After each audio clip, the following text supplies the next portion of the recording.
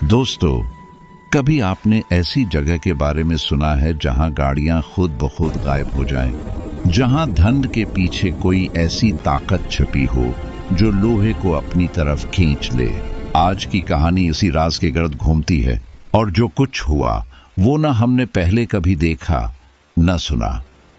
आए आगाज करते हैं उस वाकये से जिसने 3 दोस्तों की जिंदगियां बदल दी।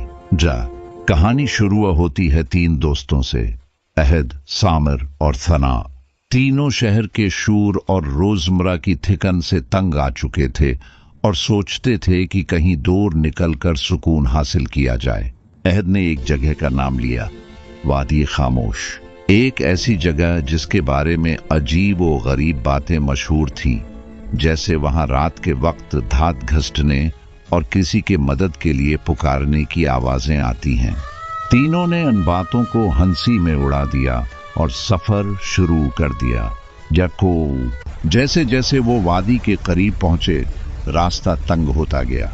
दरख्तों की शाखें उनके ऊपर झुकती जा रही थी, जैसे किसी को आगे बढ़ने से रोक रही हूं।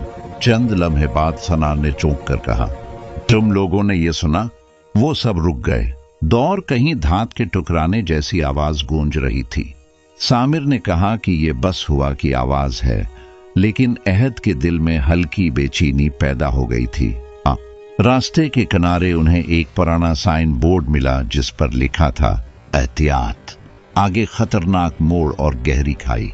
उन्होंने एक दूसरे की तरफ देखा मगर फिर भी रखे नहीं। कुछ आगे बढ़कर उन्हें ताजा टायर के निशानात नजर आए। ये देखकर हैरानी हुई कि ऐसी सुनसान जगह में ये निशानात कैसे हो सकते हैं। थोड़ी मजीद दूर एक पुराना लकड़ी का शेड नजर आया। उन्होंने करीब जाकर देखा तो उस पर लिखा था, यहाँ वो गाड़ी आखिरी बार देखी गई थी जो कभी वापस नहीं आई। सामिर ने मजाक में कहा कि ये सब महज डरावनी कहानियां हैं, मगर सना के चेहरे पर खौफ साफ दिखाई दे रहा था। जब इन्होंने शीट के अंदर झांका तो वहां ताजा टायर का वाज़ेह निशान मौजूद था। ऐसा लग रहा था जैसे कोई गाड़ी अभी कुछ देर पहले वहां से गुजरी हो। ये बात नाकाबिल यकीन थी क्योंकि वादी में दूर दूर तक किसी इंसान का नाम और निशान नहीं था। तीनों ने फैसला किया कि टायर के निशानात का पीछा करना चाहिए। कुछ दूर जाकर वो अचानक रुक गए। सामने दलदल के किनारे एक नई गाड़ी आधी धंस चुकी थी। गाड़ी बिल्कुल ठीक हालत में थी, जैसे कोई चंद लम्हे पहले छोड़कर गया हो। सामिर ने दरवाजा खोला। अंदर कुछ भी नहीं था, न चाबी न सामान, कुछ भी नहीं। जैसे गाड़ी जानबूझकर खाली करके यहां लाई गई हो। अचानक गाड़ी के पीछे से कोई चीज जोर से गिरी। धात की खौफनाक आवाज, ऐसी जैसे कोई लोहे का भारी टुकड़ा जमीन पर जोर से फेंका गया हो। तनाक के हाथ पांव कांपने लगे। वो फौरन बोली कि हमें यहां से निकल जाना चाहिए, लेकिन उससे पहले कि वो फैसला करते, अचानक धुंध गहरी होने लगी। धुंध इतनी बढ़ गई कि तीनों को एक दूसरे के चेहरे भी पूरी तरह नजर नहीं आ रहे थे। ऐसी धुंध में एक आवाज सुनाई दी, गहरी, सरसराती हुई, वापस चले जाओ। तीनों चौंक कर इधर उधर देखने लगे। फिर वो आवाज दोबारा गूंजी, वापस चले जाओ, नहीं तो तुम भी वही अंजाम पाओगे जो वो गाड़ी वाले पाने।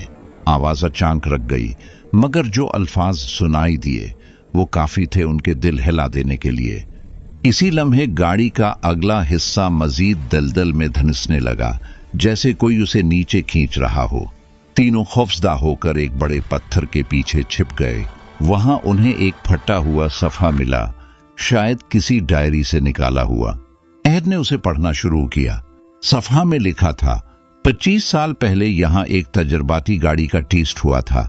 गाड़ी बेकाबू होकर खाई में गिरी और उसके बाद यहां आने वाली हर गाड़ी, हर मशीन गायब होती गई, जैसे कोई पोशीदा ताकत धात को अपनी तरफ खींचती है।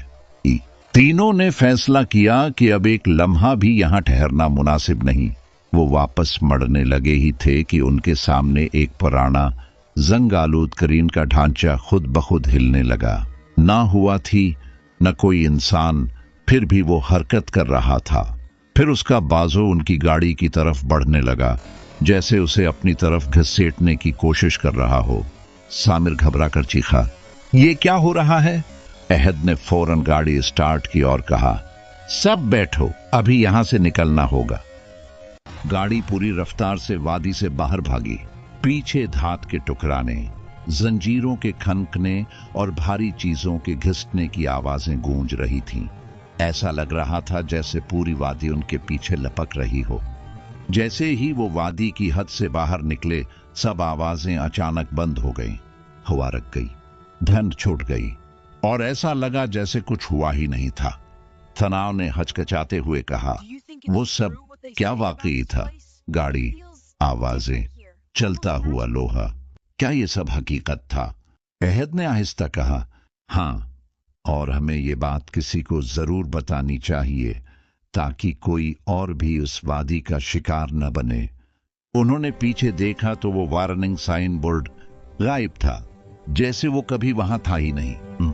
लोग आज भी कहते हैं कि रात को इस वादी से धात के रेंगने की आवाजें आती हैं और किसी गाड़ी के हारन की मध्यम गूंज, जो शायद कहीं गहराई में हमेशा के लिए फंस चुकी है।